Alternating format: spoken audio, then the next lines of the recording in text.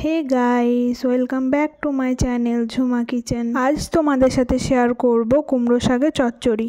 এখানে আমি এইভাবে করে ডাঁটা এবং পাতাগুলি কেটে নিচ্ছি। এখানে আমি নিয়ে নিয়েছি কেটে রাখা কুমড়ো শাক, পিস করে রাখা আলু এবং পিস করে রাখা বেগুন। এখানে আমি গ্যাস চালিয়ে কড়াই গরম করতে দিয়ে দিয়েছি। এবার আমি গরম কড়াইয়ে কুমড়ো শাকটি দিয়ে দেব। এবার আমি কুমড়ো শাকের মধ্যে নুন এবং হলুদ দিয়ে দেব। এবার আমি কুমড়ো শাকে সামান্য পরিমাণ জল দিয়ে দেব, যাতে কুমড়ো শাকটি ভালোভাবে সেদ্ধ হয়ে যায়। এখানে আমি কুমড়ো শাকে দেওয়ার জন্য নিয়ে নিয়েছি রসুন, কাঁচা লঙ্কা, সর্ষে, পোস্ত। কুমড়ো শাকটি হালকা সেদ্ধ হয়ে এলে আলু এবং বেগুনটি দিয়ে দেবো ওর মধ্যে। কুমড়ো শাক, আলু এবং বেগুন আরও ভালোভাবে সেদ্ধ করার জন্য আমি এবার ঢাকা দিয়ে দেবো।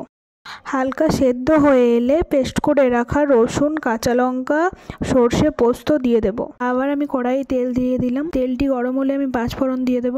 তারপর আমি সেদ্ধ করে রাখা কুমড়ো শাক, আলু এবং বেগুন দিয়ে দেব। তারপর আমি দিয়ে দিচ্ছি পরিমাণ মতো চিনি। খুব বন্ধুরা, আমার কুমড়ো শাকের চচ্চড়ি রেডি হয়ে গেছে। কুমড়ো শাকের চচ্চড়ি এই পদ্ধতিতে বানিয়ে দেখো, তোমাদেরও খুব ভালো লাগবে। ভিডিওটি ভালো লাগলে লাইক, কমেন্ট, শেয়ার করতে ভুলবেন না কিন্তু বন্ধুরা।